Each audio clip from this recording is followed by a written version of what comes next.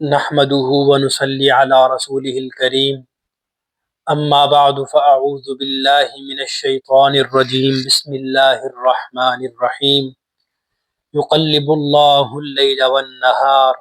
ان في ذلك لعبرة لأولي الابصار صدق اللہ العظیم۔ معزز سامعین، آج جس ٹاپک پر گفتگو کرنی ہے وہ ہے کہ سردی کا اصل سبب کیا ہوتا ہے۔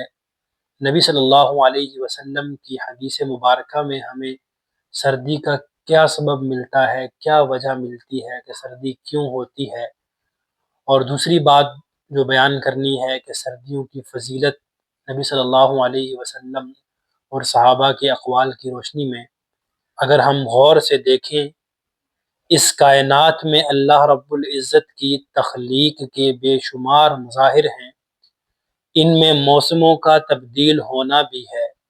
یہ بھی اللہ رب العزت کی قدرت کا ایک عظیم کرشمہ ہے کہ اللہ نے جہاں انسانی طبیعت مزاج میں اختلاف رکھا ہے وہیں سال کے موسم میں بھی تبدیلی پائی جاتی ہے۔ گرمی، سردی، بہار، خزاں، موسموں کا بدلنا، سخت گرمی پڑتی ہے جو کہ برف تک کو پگھلا دیتی ہے، اور سردی اتنی ہوتی ہے کہ جو مائع اشیاء کو جما دیتی ہے۔ آپ پہاڑی علاقوں میں چلے جائیں، وہاں پر آپ دیکھ لیں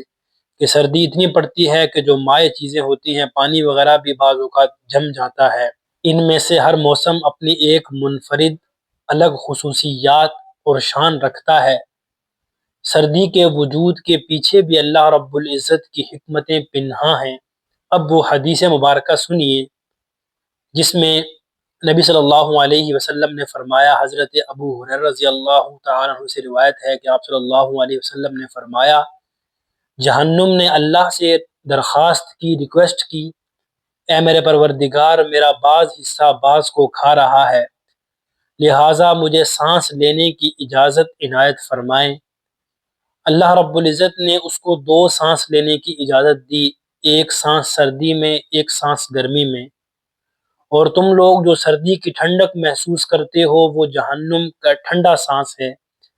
اور جو گرمی کی تم تپش محسوس کرتے ہو وہ گرم جو سانس لیتی ہے وہ ہوتا ہے۔ فضیلت، اب سردیوں کی فضیلت کیا ہے؟ موسم